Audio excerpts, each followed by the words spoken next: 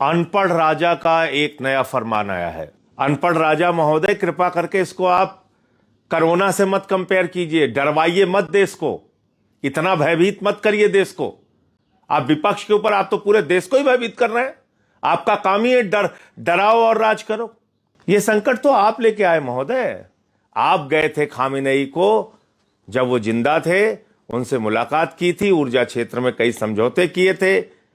Chabahar port का समझौता आपने किया था, 12,000 करोड़ रुपए वहां पे इन्वेस्टमेंट किया था आपने, और बाद में अमेरिका के डांटने के बाद, ट्रंप अंकल ने जब आपको डांटा, आपने वो पोर्ट बंद कर दिया, 12,000 करोड़ रुपए हिंदुस्तान का डुबा दिया आपने।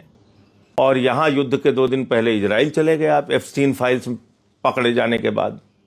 खाड़ी देशों में उनके एयरबेस ईरान ने उड़ा दिए, उनके बड़े बड़े फाइटर जेट्स ईरान ने उड़ा दिए, इजराइल पे बमों की वर्षा करके उनको तबाह कर दिया।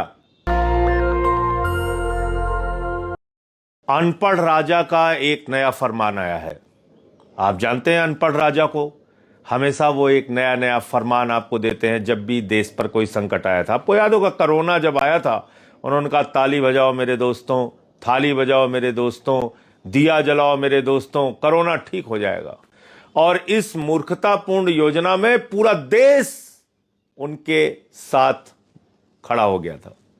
बड़े बड़े पढ़े लिखे लोग, बड़े बड़े स्टार, बड़े बड़े हीरो हीरोइन, वो बजा रहे थे ताली थाली, दिया जला रहे थे। इसके पीछे कोई वैज्ञानिक सोच नहीं थी, क्योंकि अनपढ़ राजा ने कहा था, उसका फरमान मानना था।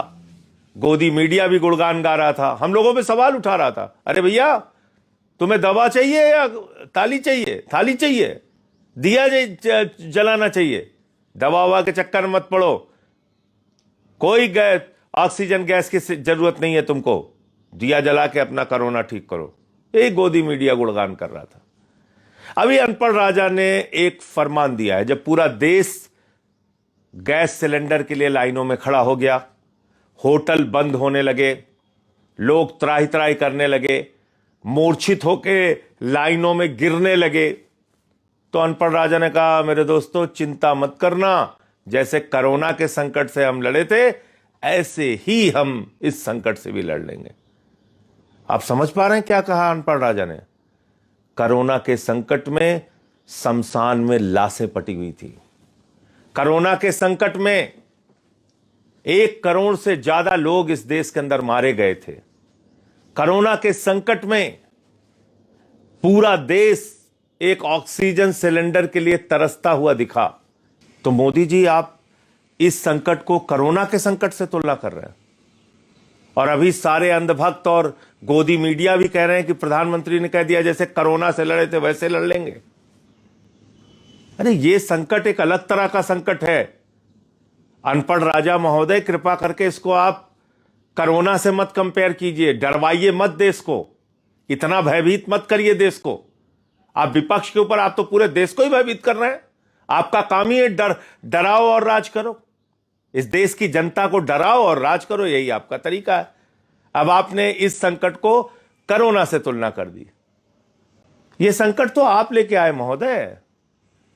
आदरणीय प्रधानमंत्री जी, हम लोग तो पहले दिन से कह रहे थे कि भैया ईरान आपका परंपरागत दोस्त है, और ये मैंने नहीं कहा, आपने कहा है नरेंद्र मोदी जी, आपने।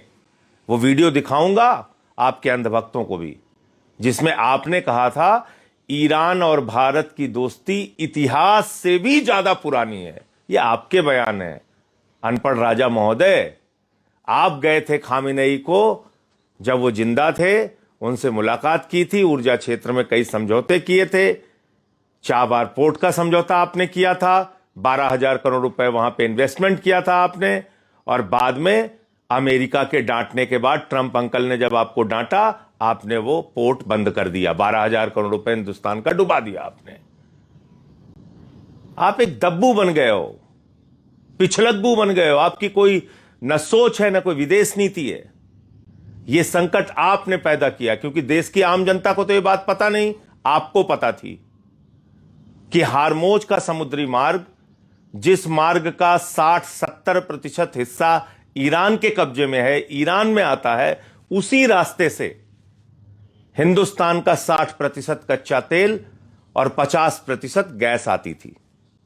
तो उस ईरान देश से आपको अपने रिश्ते बिगाड़ने की क्या जरूरत थी, जिसको आप खुद कहते थे कि वो इतिहास से भी पुराना हमारा दोस्त है। आपने खुद ने 2024 में जब वहां के ईरान के राष्ट्रपति मारे गए तो आपने राष्ट्रीय शोक घोषित किया। मोदी जी, आपने राष्ट्रीय शोक घोषित करने के साथ साथ पार्लियामेंट के अंदर, देश के सर्वोच्च सदन में शोक का प्रस्ताव पारित कराया। और यहां युद्ध के 2 दिन पहले इजराइल चले गए आप, एप्स्टीन फाइल्स पकड़े जाने के बाद। एप्स्टीन फाइल्स का दबाव है आपके ऊपर, हम लोग समझ सकते हैं, लेकिन उस एप्स्टीन फाइल्स के चक्कर में आपने पूरे देश को संकट में डाल दिया। मैं फिर दोहरा रहा हूं, आपको पता था हार्मोज समुद्री मार्ग से ही 60% हिंदुस्तान का कच्चा तेल और 50% गैस आती थी। आपने ईरान से जानबूझ के अपने रिश्ते बिगाड़े और देश को आज गैस के संकट में लाइनों में खड़ा कर दिया। होटल बंद हो रहे हैं, मोरवी के अंदर टाइल्स की फैक्ट्री बंद हो रही है, तमाम जगह की, पूरा देश परेशानी में, संकट में खड़ा हो गया। और 13 दिन के बाद, क्योंकि आपको तो लगा था कि अमेरिका और इजराइल मिलकर एक ही दिन में ईरान को उड़ा देंगे, उसके बाद आप फिर नाचेंगे उनके साथ मेडल पहन के।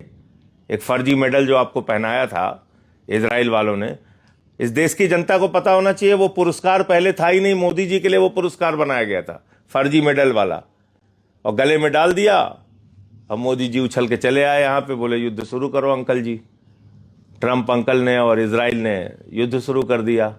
इनको लगा था 2 दिन में पूरा ईरान खत्म हो जाएगा, फिर हम इजराइल और ट्रंप के साथ मिलकर नाचेंगे। तो नहीं हुआ ऐसा। ईरान लड़ता रहा।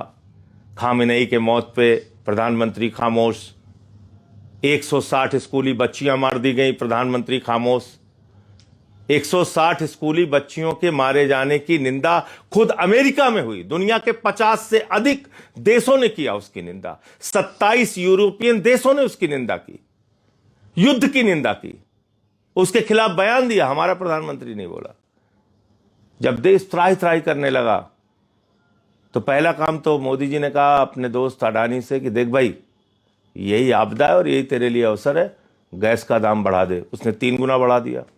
जानते जाओ कैसे देशभक्त हैं लोग, जिनकी चमचागिरी में तुम लोग लगे रहते हो, जिनकी अंधभक्ति में तुम लोग डूबे हो। तुम गैस की लाइनों में खड़े हो और मोदी का दोस्त 3 गुना दाम गैस का बढ़ा रहा है। इस पे सवाल नहीं पूछना चाहिए? इतना अंधभक्ति में डूबे रहते हो, जिंदाबाद करते हो, और गोदी मीडिया के लोग भी जिंदाबाद करते रहते हैं। पूछना नहीं चाहिए कि अडानी ने 3 गुना दाम कैसे गैस का बढ़ा दिया ऐसे संकट के समय में? उसी का गुणगान करते रहते हो तुम लोग। तो आगे सुनो, फिर बात किया 13 दिन के बाद। पहले जब हम लोग कहते थे अरे ये संजय सिंह को बड़ी विदेश नीति पता हो गई है, ये अरविंद केजरीवाल बहुत विदेश नीति में बता रहे हैं, हमारा अनपढ़ राजा ही विदेश नीति जानता है, ये अंधभक्त कहते थे। फिर 13 दिन के बाद उन्होंने ईरान के राष्ट्रपति से बातचीत की। ईरान के राष्ट्रपति ने भारत के प्रधानमंत्री के बातचीत को नोटिस तक नहीं किया, एक ट्वीट करके भी नहीं बताया कि हां हमारी मोदी जी से बातचीत हुई। यह हैसियत बना दी आपने मोदी जी भारत की, अपने परंपरागत मित्र के साथ संबंध बिगाड़ के, उसको धोखा देके। और धोखा शब्द का मैं इस्तेमाल इसलिए कर रहा हूं कि ईरानी जहाज को आपने अपने मेहमान के तौर पे बुलाया था,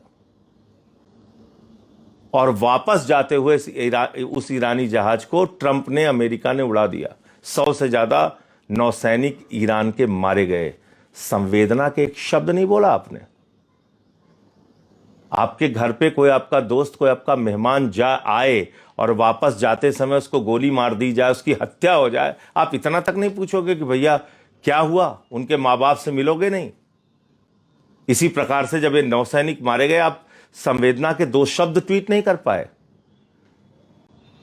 तो जब अंकल ट्रंप खुद फंस गए, खाड़ी देशों में उनके एयरबेस ईरान ने उड़ा दिए, उनके बड़े बड़े फाइटर जेट्स ईरान ने उड़ा दिए, इजराइल पे बमों की वर्षा करके उनको तबाह कर दिया, भारत की जनता लाइनों में खड़ी हो गई, तब अनपढ़ राजा को लगा अरे तो हम फंस गए।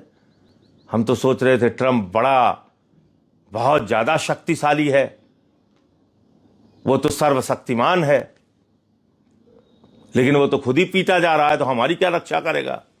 तब आपने ईरान के राष्ट्रपति से बात की। अब आप देखिए, आपके घर में कोई मौत हुई हो, उस पे आप शोक संवेदना के एक शब्द नहीं पूछें और पूछे हाँ भाई आप क्या, मौसम का हाल कैसा है और क्या है, खुश हैं कि नहीं है, दिवाली कैसी मनाई, होली कैसी रही। ये तरीका होता है। ना तो खामेनेई की हत्या पर प्रधानमंत्री ने कोई बात की, ऐसा उन्होंने ट्वीट में कुछ नहीं बताया। ना तो उन्होंने बात की 160 बच्चियों की मौत पे, ना तो उन्होंने बात की नौसैनिकों के 100 से ज्यादा मारे जाने पे, और ना ही उन्होंने स्पष्ट किया कि हार्मोज समुद्री मार्ग से हमारे जहाज आएंगे, इस पे कोई सहमति देगी।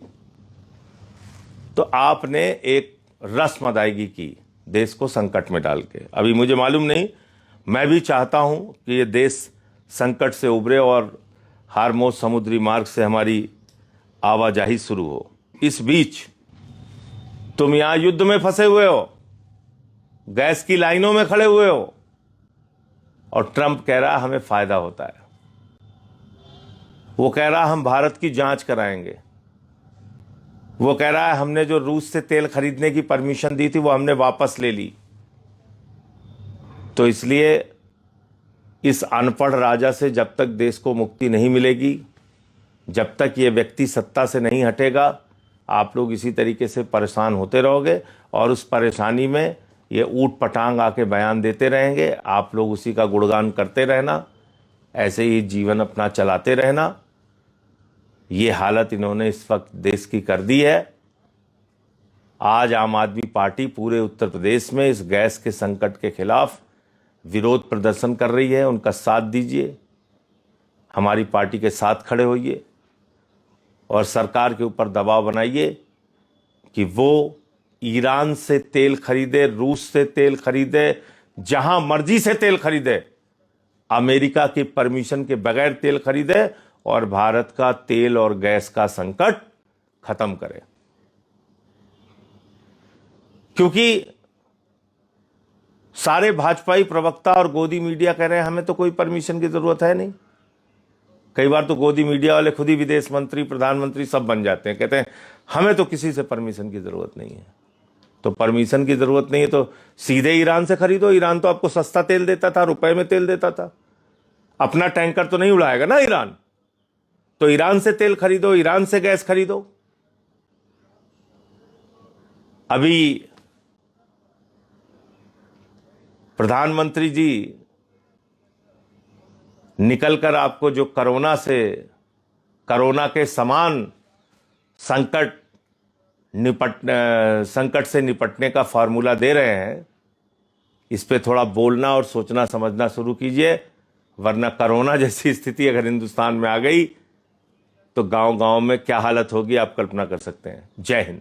दस्तक की आपसे गुजारिश है कि अगर इसको बचाना चाहते हैं तो नेशनल दस्तक को सब्सक्राइब करने के लिए रेड कलर के सब्सक्राइब बटन को दबाएं, फिर बेल आइकन की घंटी दबाएं। नेशनल दस्तक को बचाने के लिए बहुत जरूरी है कि हर खबर को शेयर करें, लाइक करें, कमेंट जरूर करें।